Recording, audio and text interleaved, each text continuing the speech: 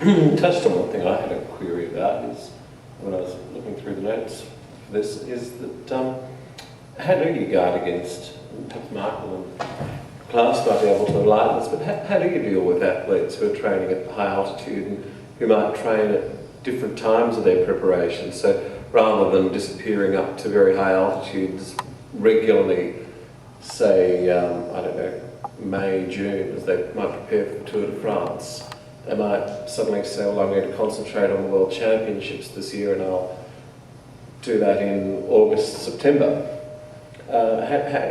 Is there a scientifically safe means to isolate those circumstances against the athlete's own data gathered over a year, 2 years, 3 years, that they won't otherwise be committing a positive test, even though the athlete can come back under the protocol and say, well, here's an explanation for it.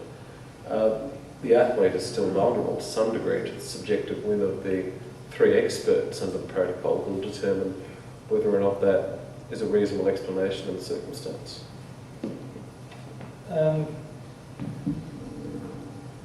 Firstly, to pick up your point, Aldo, if a blood value is being put into the passport that was collected when the athlete was at 3,500 metres, it should be flagged in the passport that it was collected at altitude. If it wasn't, that's a problem. It's a major problem because it does affect the blood values. We know it does. So that's a procedural issue that should not happen. And if it does happen, and if it's happened, it needs to be addressed, and that should not happen again.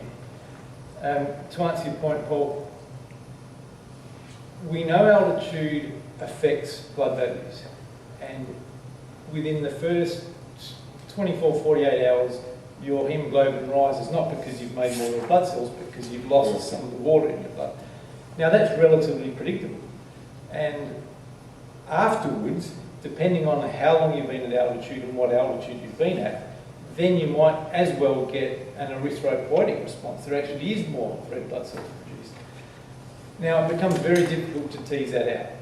And essentially the approach that we've taken is that if a sample is potentially affected by this altitude effect, we almost disregard it. And in the sense of if that would influence our opinion on whether the athlete had doped or not, we would disregard it. So if there was a sample collected at 3,500 metres with elevated hemoglobin, we would ignore that. But the athlete might be lucky if you're one of those experts, but would how can the athlete be sure that other experts would take such an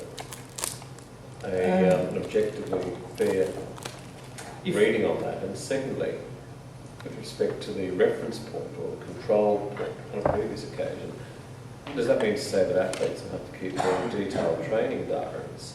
For example, if you have a sample taken at altitude, when you've only just arrived at altitude as opposed to when you've been training at altitude for 4 weeks, and compare that to, say, what you might have been doing in the months beforehand. You come in off a bigger base before you went to altitude, which means you can train harder, which means you can get a higher effect and the like. Does this almost oblige endurance athletes anyway to keep very detailed training in diaries as to what supplements they took and the like to justify that high control or reference reading if it's taken on a historical sample? It's what we get from the whereabouts. Essentially in their whereabouts they will say we've been at altitude and that record is kept. So it's not as if the athlete would speciously put in I've been at altitude for these 6 months, because that would be a whereabouts violation. They put into their whereabouts they've been at altitude. Once we see the profile after that first pass that I was talking about, typically the first thing we'd do is say, let's see the whereabouts for this anonymous athlete to try and piece it together. Well, could have that been affected by altitude? And it's one of the first things we'd exclude. What guarantee do you have that the experts do review that? I don't think there would be a guarantee other than if a case was open, the athlete would have the opportunity to demonstrate that they were at altitude and that should have been taken account of. But to those same 3 experts, though, that's... No. If the case was open, their defence lawyers should raise that. But I would never agree to open a case where I felt altitude would have confounded it, or could have confounded it.